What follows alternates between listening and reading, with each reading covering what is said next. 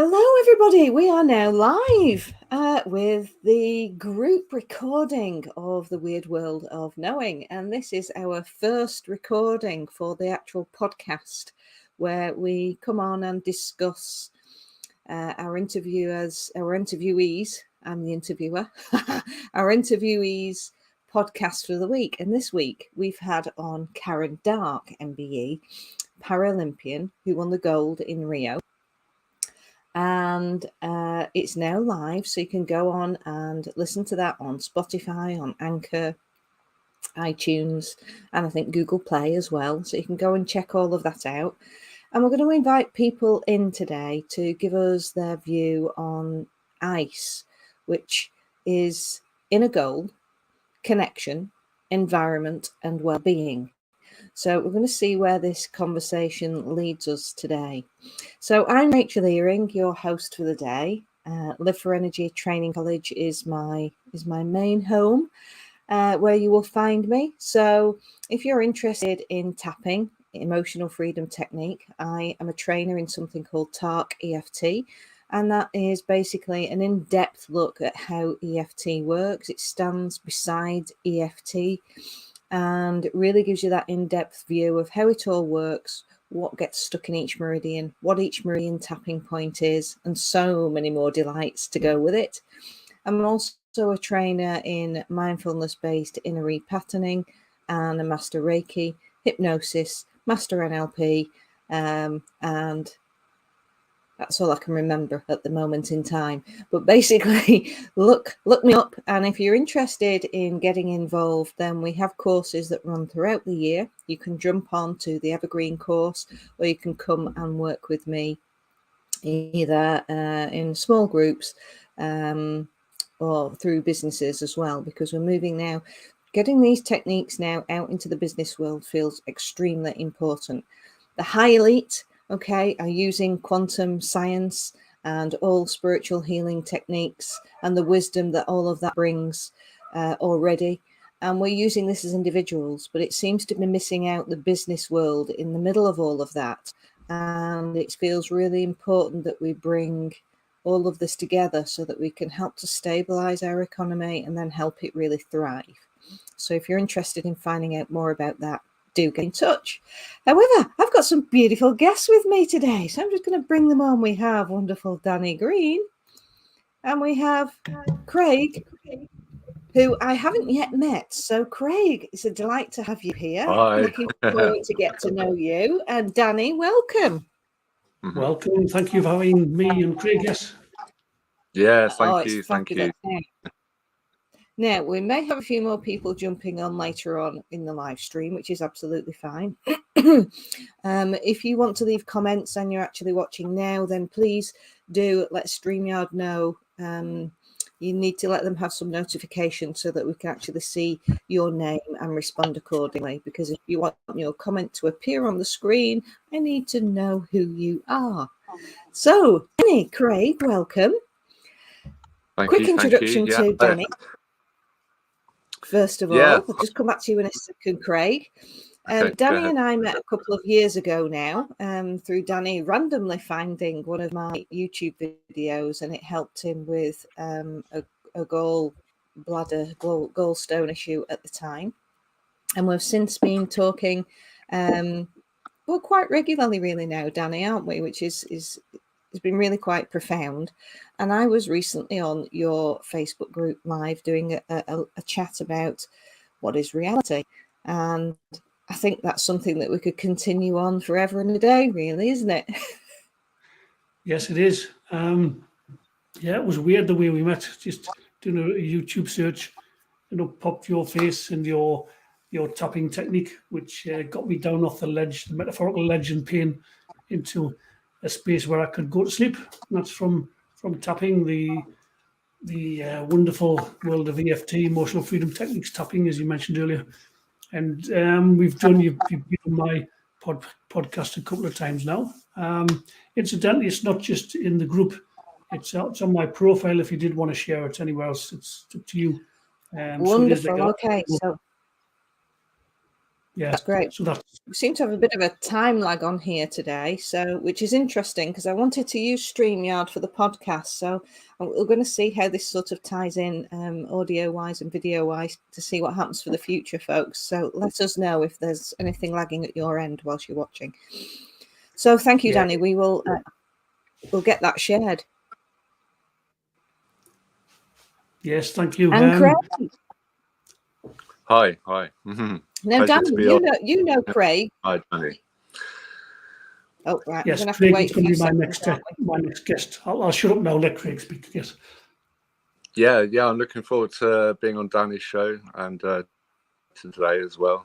Fantastic podcast there as well. So yeah, that was very interesting. I shared it on my page this morning, and the one from Rachel there, with the Find Your Gold, and I'm gonna share the one from Danny and yourself as well. Haven't done that yet, although I have posted on my page the link for tomorrow.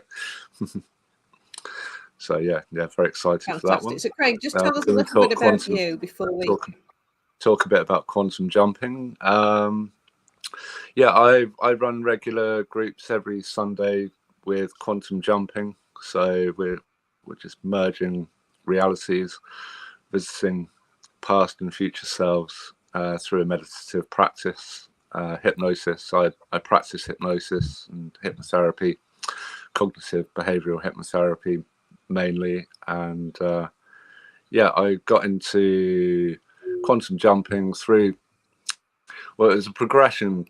I was sound healing up until the beginning of the pandemic, whatever we're going to call it, and then I got into hypnotherapy, cognitive behavioral hypnotherapy, and then started studying out-of-body experiences, which I've been having since I was very young, 5, 6. I remember having OBEs. So I then tuned into Jade Shaw, a friend of mine who's professional on OBEs, and she teaches that. And she was doing some masterminds with a guy called Jean Mind, who is an illusionist, magician, hypnosis expert from Brazil. And I started doing groups then with that, and then discovered quantum jumping, which is a slightly more focused OBE, self-induced OBE or guided OBE. And I did a little course. It was just an online one through the oh gosh, what were their name now? Main Valley. That's gone quickly. No, it wasn't Mind Valley. No, the Monroe Institute. Who so they do, and thank you. And so and then I just started doing groups, and we don't have loads, but about 8 or 9 every week. I had a big break. I had 3 months off social media and doing anything last year, and came back in December and carried on, and we've just got the group up and running again in January. So that's what I've been up to. Fantastic. Well, Craig, do put your details into the chat so people can actually find out more about you. And Danny, please do that too, so people can come into your group and listen to the chats that we're all been having. And again, Facebook users, YouTubers, please do put your details into the comments so that we know who you are and we can feed your comments into what we're talking about today. So today we're talking about ice, following on from the Karen Dart podcast. And if you've not managed to listen to that yet, then you can catch that on Spotify, and I'll put the link in there for you and bring that up shortly. So we're going to be talking about ice, and it's broken down into inner gold, connection, environment, and emotional well-being. And when you listen to Karen's podcast, it really is very powerful, because Karen is paralyzed from the chest down, and she has won the gold at Rio Paralympics. But not only that, she's created an inner gold program for people to be able to jump onto called Quest 79. 79 is atomic number gold. That followed her through her whole Olympic journey, but it's also been her quantum leap, really, if you like, Craig, into stimulating other people to go on their inner gold journeys, do something with the number 79. Now, that resulted in her her own personal quest of doing 7 continents in 9 bike rides. And ultimately, this trip, her last and final trip, which is the biggest one of all, is to go to Antarctica, which she will literally be the first paralysed person to go and venture to Antarctica, but not to the South Pole, to go to 79 degrees by 79 degrees. So she's actually going to be adventuring into land that nobody has ever tread on before, nobody's skied on before. So there's a whole excitement about all of this. And this episode talks about Karen's preparation for all of that. So please do have a listen, because we will be getting back on about the actual journey itself. So Danny, Craig, tell us what you what does inner gold mean to you, Danny? And have you done anything recently to find your inner gold? What does inner gold mean to me? Well, for me, inner gold would be inner peace, finding stillness. I think we're all searching for a quiet mind. I know Karen mentioned going out to Antarctica, and she said so quiet and so still. And she says in that spaciousness, that's where the mind expands. That's where you get wisdom, you might get downloads. And I think that's what it means for me. You might get that in the shower. Your mind calms when you're in the shower, or even, reading a book to a degree, or out in nature especially. That, the body relaxes and the mind just sort of calms.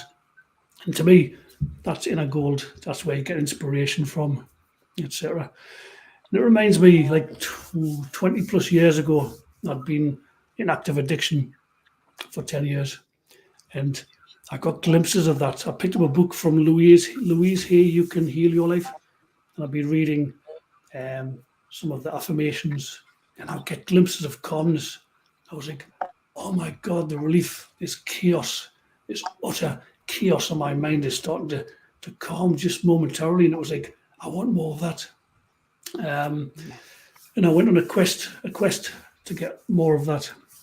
But I think, in essence, that's what inner gold means for me anyway. Means to you. Beautiful, Danny. Yeah, absolutely. That peace and quiet often, does. I've lost Craig just as we're about to go to him to find out what his inner gold is. So hopefully he'll be able to pop back shortly. I'm going to put on back here a link to Karen's podcast for people to be able to listen.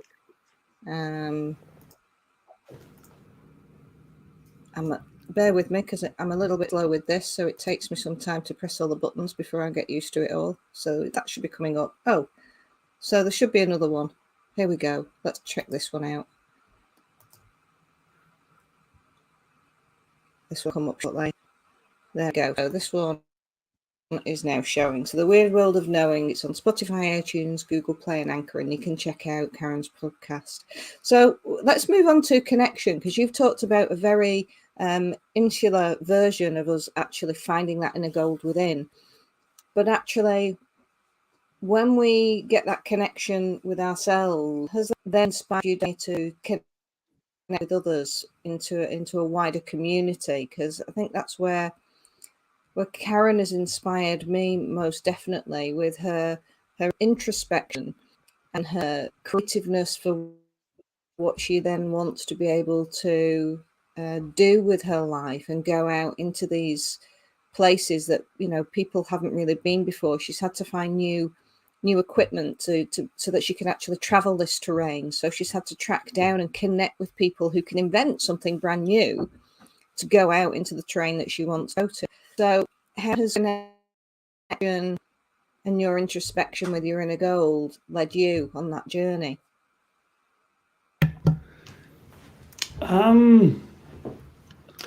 Oh, there's so many examples, to be honest. I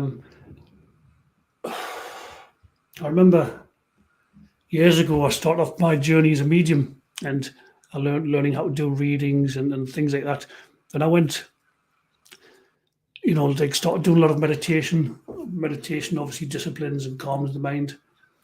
And I went to a psychic academy in Wales, in Swansea, with Stephen O'Brien. And even though that weekend, however long it was, 3 days, didn't go as I'd hoped it would and didn't go as planned, what I got from it was seeing the teachers, how they held and conducted the different groups, made me realise, I think I could teach this. I want to become a teacher. And I really got inspiration to become a teacher from that weekend group that I was in. And I did start teaching on the back of that soon after. I don't know if I'm answering your question here, but something else I picked up on Karen's journey, like thinking about her going to the Antarctica.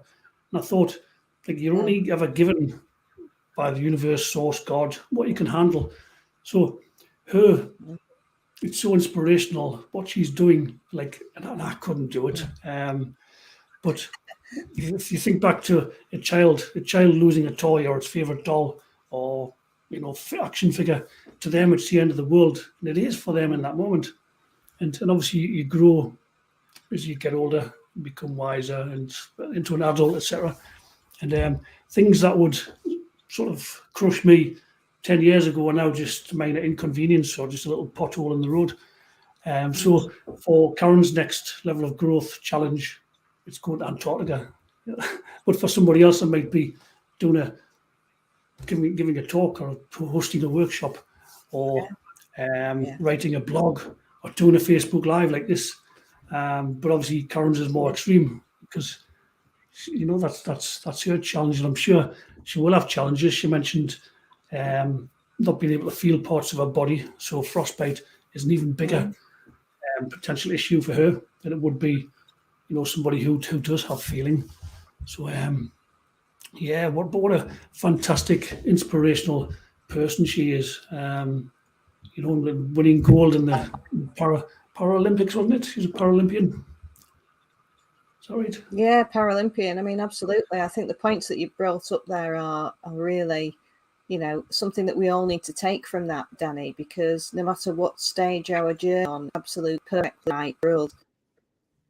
And we always look at others, don't we, and think, oh gosh, how on earth could I do anything like that? But we're not all meant to go to Antarctica, and we're not all meant to go to 79 degrees by 79 degrees. The messages that we get are very important for us to life and create something really unique for ourselves and our community. And that's how we help our whole country. That's how we help our global community. That's how we help our own family and friends, actually getting into our own unique information and deciphering what we need to do with that. Now Karen did that in a very, bold way, with it being the gold, and she was an actual gold geologist before she went to go on to be a Paralympian. So she'd studied gold. So gold was very important in a whole makeup of literally from being on rocks. She was in climbing, she had an accident, to studying the rocks, to going into that whole mess of having to dig off all that dirt and mud to find even a glimmer of gold. And for her, that journey was so powerful because she was paralyzed from the chest down, that she's had to dig that deep. But then for her to be inspiring others, for us even to start a journey, to realize that, Sharon, do this, then we can certainly start the process of dusting off some of that dirt around us and just starting to chip away. And it was a journey. It takes a whole life. So as long as we're starting, we're not doing anything wrong, are we? And welcome back, Craig. Thank you, Craig, for coming back. We're just talking about our inner goal. I just jumped in and out. Obviously, quantum jumped in and out. Right, you start talking about it, you see. You have to have an example of it. Yeah, So exactly. tell us about your inner goal journey. What has I think I'd like to. It's quite interesting with gold itself, actually, being the highest. It's got the most lossless for frequency, so it's used in sound engineering a lot, and in hi-fi. You know, if you buy expensive speakers, you'll find they've got gold contacts and gold cable, and yeah, that sort of brings me to a place. I used to work in the events industry.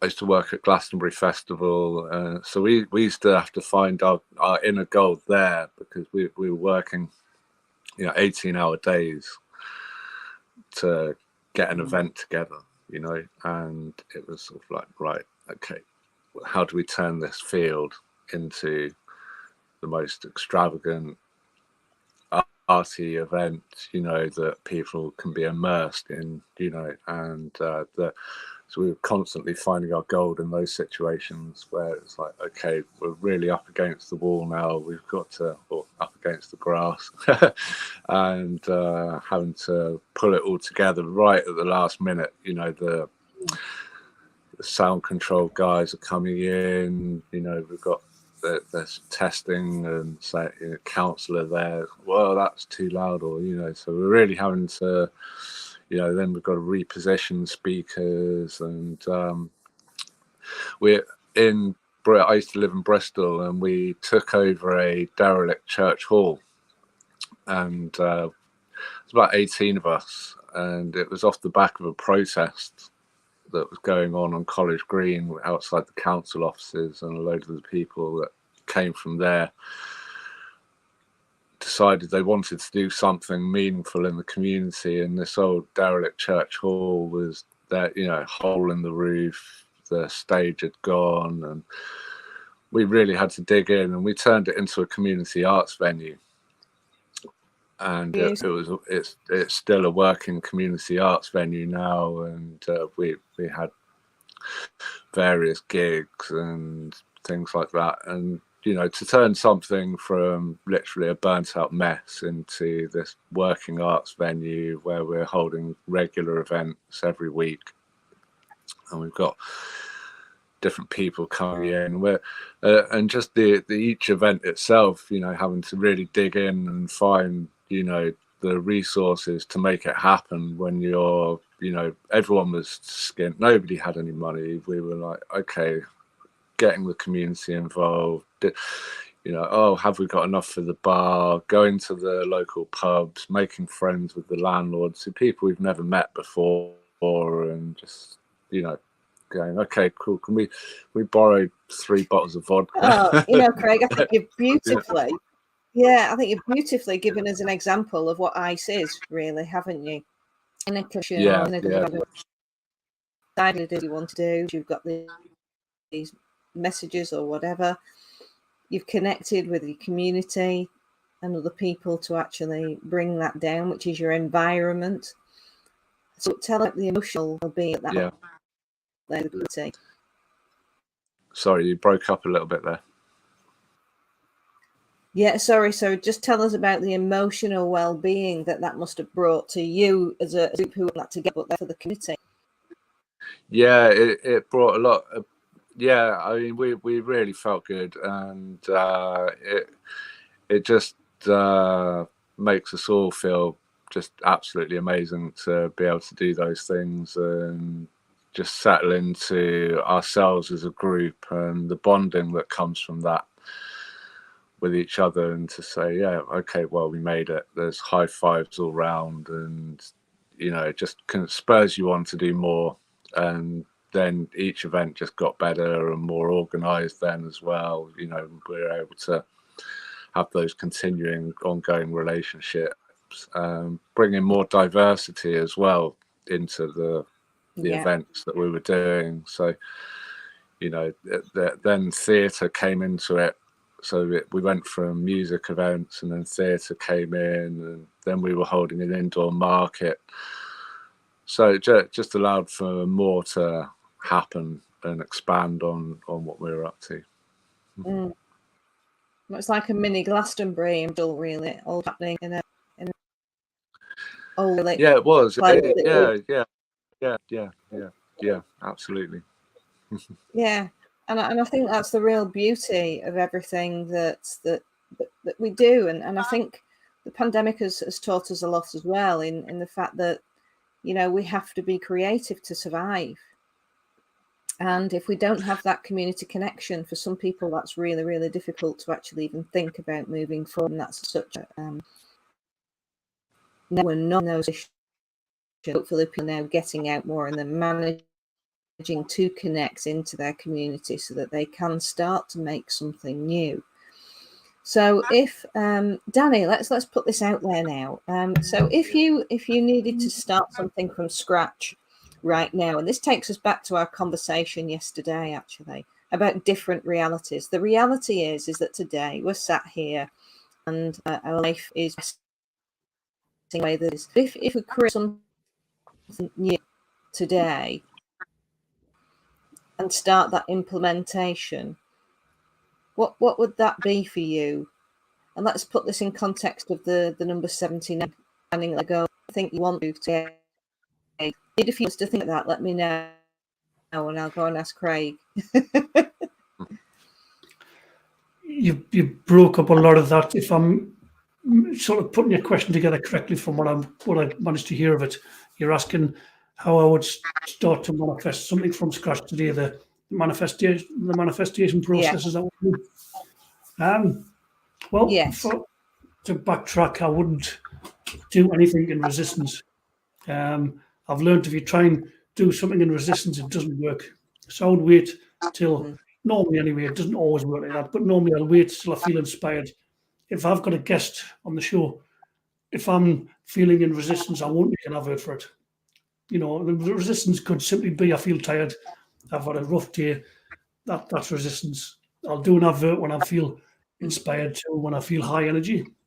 So I'll wait for to be inspired. It might be to write an advert, it might be to send an email or a direct message to somebody.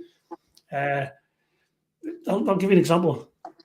Go back to 2016-ish. I've received inspiration. Wouldn't it be good to have some kind of summit, online summit? You know lots of people, and you could make it work. At the time, I hadn't even made a video, so I wrote it down. Wrote the inspiration down.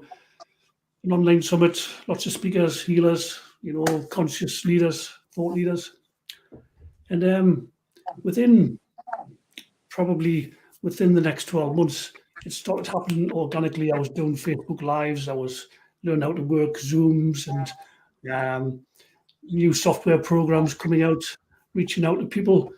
And within a year, I did the first series, the Empower You Energy Healing series, with, I think there was 12 guests, the first series, 12 the second. That all happened organically from inspiration. It's always a desire to serve. So how can I serve? How can I help people? How can I inspire people? When inspiration lands, I write it down. Even if I'm at work, I'll write it down on a bit of paper, put it in my back pocket. That's taking action. Take some kind of action. Otherwise, you forget. It's like a dream. You wake up from a dream, and within 2 minutes, it's gone.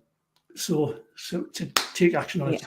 And then the next action, like I say, might be reaching out, creating an advert, and just keep following the steps. I know Karen mentioned 79 for her was pivotal, was a number.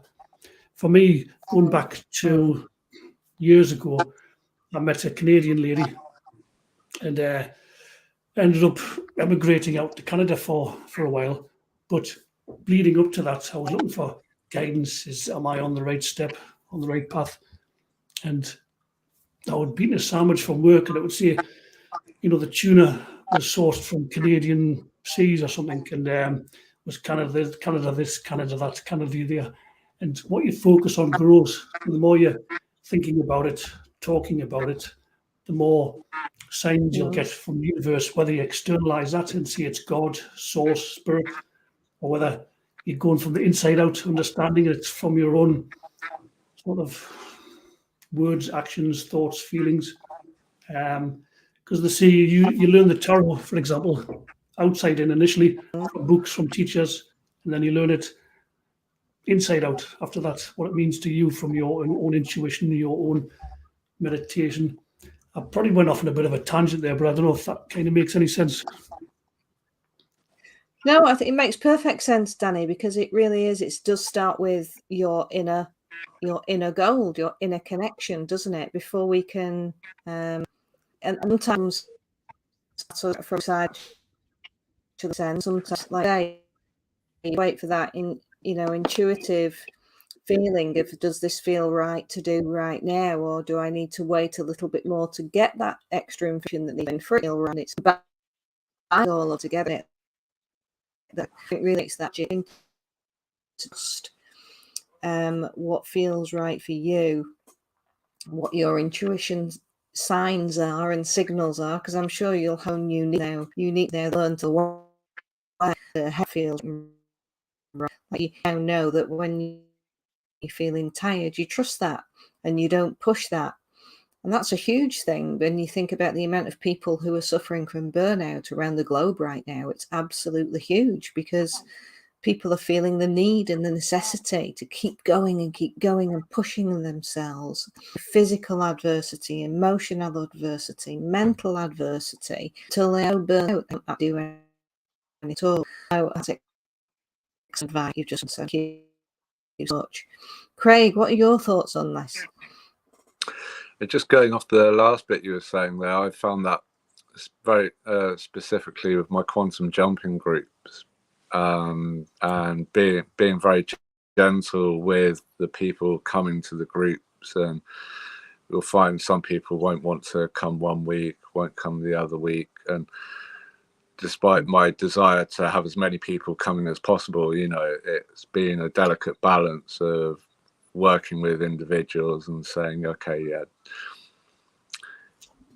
come along when you want to come along, when you feel it. Don't push yourself into coming. And it's like, oh, are you coming this week? And I'll get in touch with everyone individually, regulars, and then new people I'll encourage to come along. But there's no sort of pushing people into it, because it's something you've really got to feel that you want to actually do, And yeah, it's a way, like Danny said, it's awakening from the dream and stepping into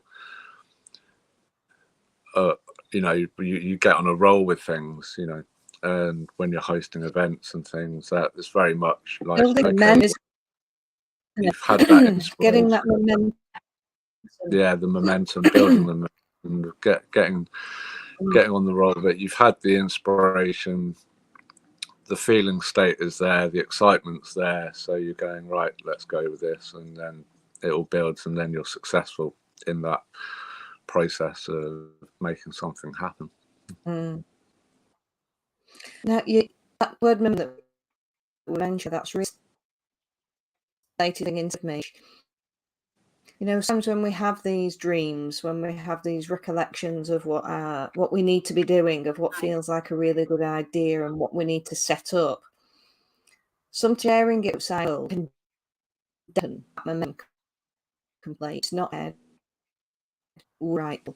So I think it's really important for us to recognize who we have around us, who, when we're excited about something that feels very important to us, that to move forward, you find the right person that may with, nobody who to knit down immediately, because there'll always be people who don't feel and they're not on your path, and they're not meant to go on that part of that journey with you. Will come, and that infinitely you be you.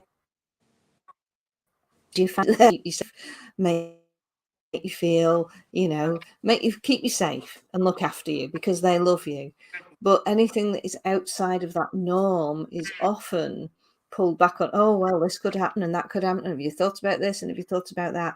And sometimes at the beginning of our journey with something new, what we need is that momentum and excitement to actually propel us forward. And then as we get those challenges up, it still excites. We have others around the carry look at and get around it without actually being dampened down too quickly. Does that resonate with any of you? What about you, Danny?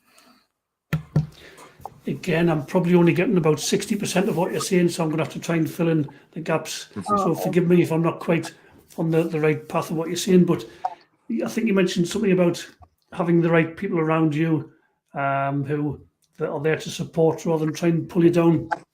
There's different sort of theories on that. Ultimately, if you go inside out, there could be parts of your shadow side that you need to work on, or that you could work on. Bits of yourself you're not looking at. That's one way of looking at it.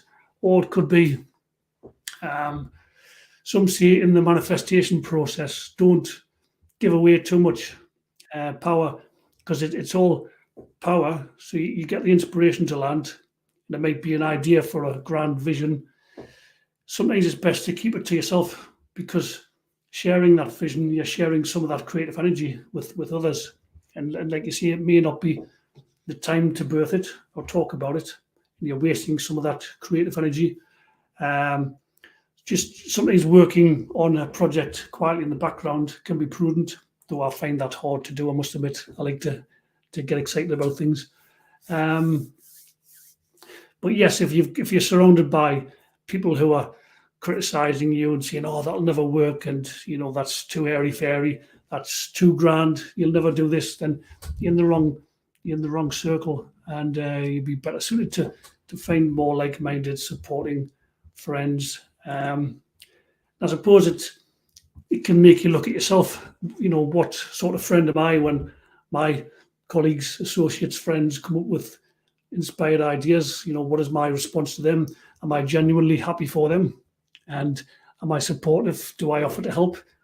Either bring them on a podcast or share their workout? Or am I feeling begrudged or a bit jealous or a bit envious? And there's no right or wrong answers, but again, it's pointless to do your own inner work if you've got hot buttons. But I like to think I'm usually supportive and happy for others, because ultimately there's enough to go around. There's enough inspiration. There's enough resources. There's enough abundance. There's always room for another podcast. There's always room for another book on the shelf. There's always room for another healer in the world, ad infinitum. And so yeah, that's just sharing a few thoughts that come to mind on the subject. No, thank you for that, Danny. I think that's a really important thing that you've mentioned. It makes us look ourselves. And for you tuning to the past, you find we're talking current episode today about the ice in it and the gold, for those of you who are catching up, and that inner connection with yourself before we can sort of go and look at the body wants, and some conquer isn't the big end all for of how we want to explore our inner gold. And for Karen Dark, her ice and Antarctica experience, it's very much about connect that environment. So it's much about having that like people around her for each of that journey progress.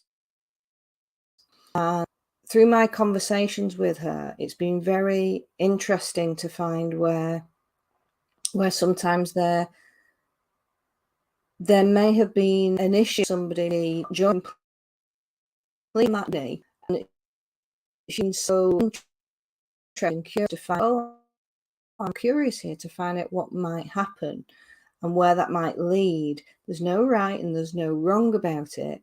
It's just a matter of, this is interesting. I know it's going to lead to something else, because I'm definitely going to be doing this, and this is something going to happen. And I'm not sure if such coming or not. And this is going for when we are more open to that process of actually, how interesting. Go on and explore what it is that you need to find answers. What is wrong with you on that? Whether it's something they need to, or just found now. That particular place is something you need to be more curious about, and letting people go off and without judgment to go. So that's all way to do. Our control we feel need of over ourselves and other people can be a huge barrier. What are your thoughts on that, Craig? I'm only picking up on like Danny said, just about 40-50% of what you're saying there. But just talking about the safe container of the creative process, you know, and I think that's what I aspire to in my groups, and just having that, yeah, especially what you were saying before, you know, with having the right people around you in that creative process and not letting those leaks out.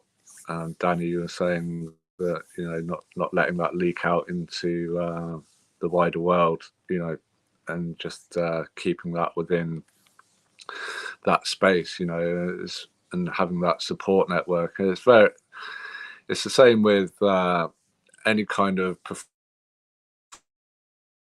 You're doing anything in terms of, you know, theatre, or, you know, you've got an event going on, you've got that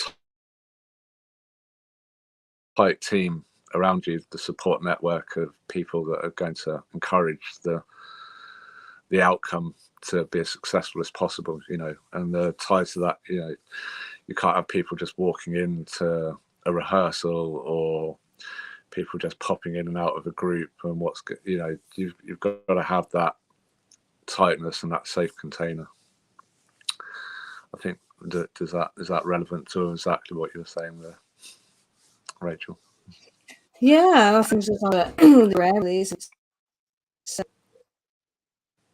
keeping mentoring of and that connection,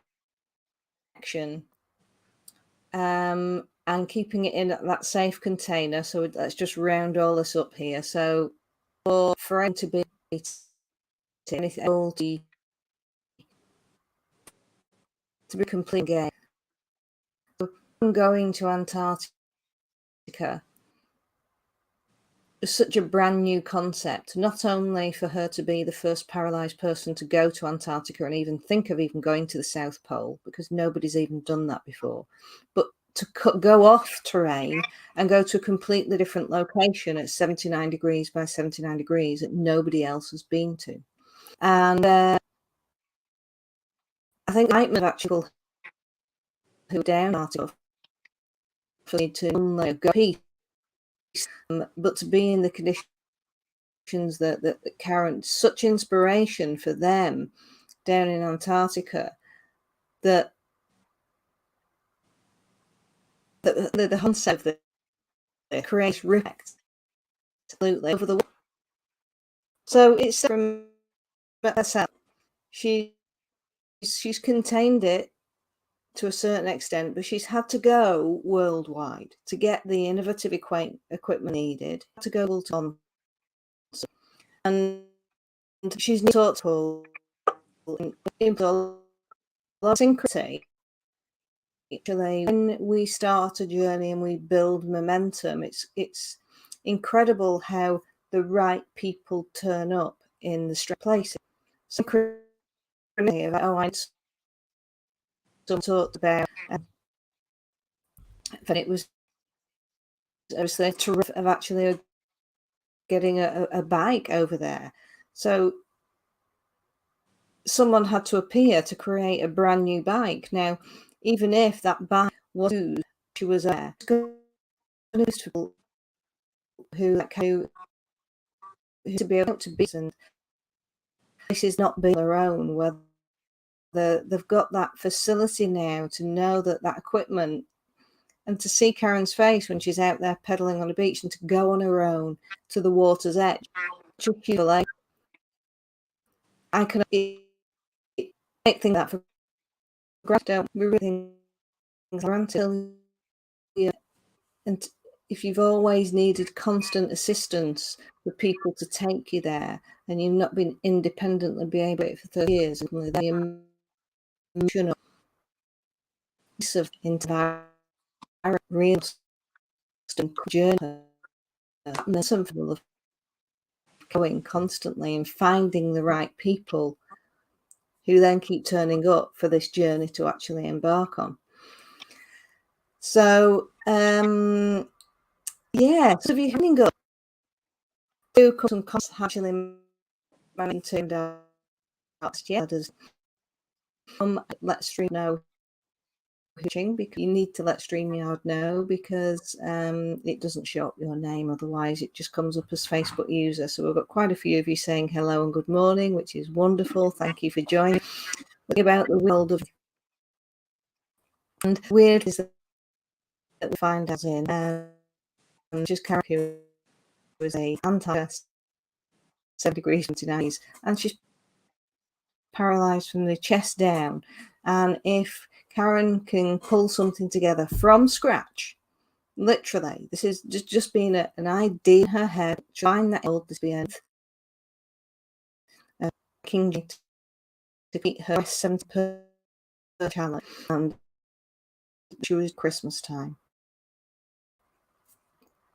Now, we're now talking about our own personal journeys, and Danny's been talking about old, and Craig have been saying. So tell your personal story. So drop to the let us what is like with you're on a go, how you actually manage to get these dreams, these thoughts, these inspirational ideas that come to you. How do you get to build that momentum and create something that's really wonderful for you and your community? But then how, as a group of people who are doing this is the question I now want to ask. How, and there are thousands of people doing these things in the world, and yet the streams we don't about, just about is what I find doing very usually a podcast called The Wyrd World of Knowing, to start talking about things that people are doing in really beautiful ways and creating something from nothing, finding the and environment, what to make back to, and how do we get information now in education? So can I us all to start coming together and creating not just a Glastonbury, just and go to it's going to stimulate people to be creative, make more mobility in the world, so that we can create this new earth, this new world that people are talking about. What are your thoughts on this, Danny? There's going to be a huge disconnect between what you've just said and asking me and how I would apply to it, because I just hope when this airs as a replay, it's much more cohesive, because I didn't get much of what you said, that whole 5-minute monologue. I didn't really get much of it, unfortunately, but I'll just share a few things that were coming to mind. There was a time when somebody randomly sent me a message who I've known for years. She says, Danny, I've been inspired to message you, to message the Barefoot Doctor, and I think he'll give you an interview. So I nearly talked myself out of it lots of times, and I thought, no, do it now, before you talk yourself out of it. I sent my message, and I got a standard reply back from his manager, and then the next day, Stephen Russell, Barefoot Doctor, contacted me, and he says, yep, I'd love to do a podcast with you. And it happened, a week later. I didn't have to chase him, didn't have to persuade him, didn't have to keep, going after him. It happened. And not only did it happen, we did 21-hour live streams over the next 2 years of his life before he died, bless his heart. Whereas Teal Swan, I asked her for an interview, got no reply. I asked her again, got no reply. Asked her a third time, she said, yes, I'll send you my calendar over soon. We'll arrange a time, but didn't. So I messaged her again. I got no reply. Messaged her again, and I just thought, I'm done chasing. So I think it's acting on inspiration. Don't try and force things. What's not meant for you, just it's time to walk away. But I think when you want to create something big for the greater good, just keep putting it out there. And to be honest, I've found it gathers a pace all of its own. You can't, however big you think, the universe will think much bigger and bring people into your sphere who are much bigger names than you could have imagined yourself. And just keep following the steps. Don't, self-doubt will come up. Who am I to do this? Who am I to do that? That's ego as much as I'm amazing me. I'm fantastic. I'm the best at this. They're both ego. It's just getting out of the way and just keep following the steps. Stay humble, and just do your best. Do your bit, and the inspiration will land if you keep saying open-ended questions. How can we do this? What am I missing? Who do I need to meet? How can I get around this issue? How, where, when? Those open-ended questions, rather than, I don't know how I'm going to do this. The universe will say, okay, you don't know. How am I going to do this? Okay, we'll show you a way. So I don't know if that kind of is linked in with what you just asked, but just sharing a few thoughts. Oh, that's perfect. It's a perfect example, Danny, what we need here. So absolutely perfect. Thank you much. What are your thoughts? If you match it.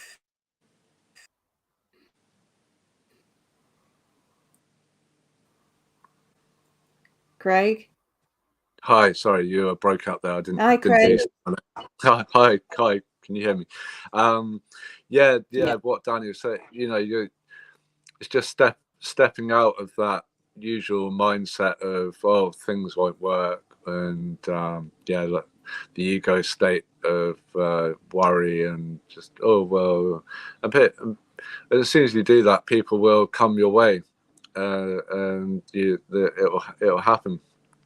And we can just connect with those people and then keep going with that, and then more will join, and we can have those inspirational ideas come from when we're stepping out of the dream, not being in our daily role mindset, or even when we're in our daily role mindset.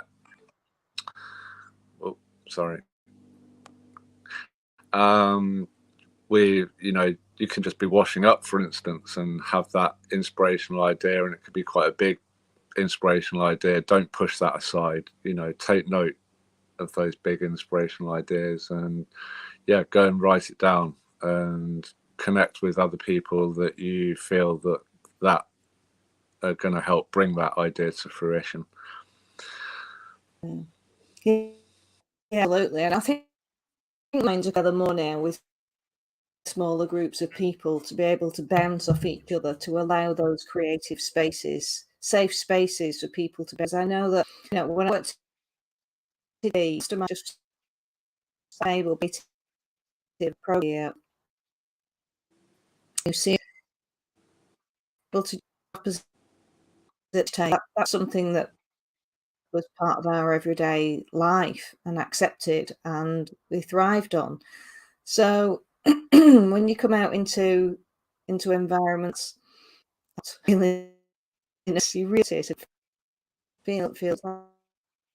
to just let blow of the native that can happen. And I know that I when I used to go out sometimes with friends or in different groups of people, and this could be quite a dating, and this thing that we need to look at as well. When we start the night and say, "Oh, I had a outing a card."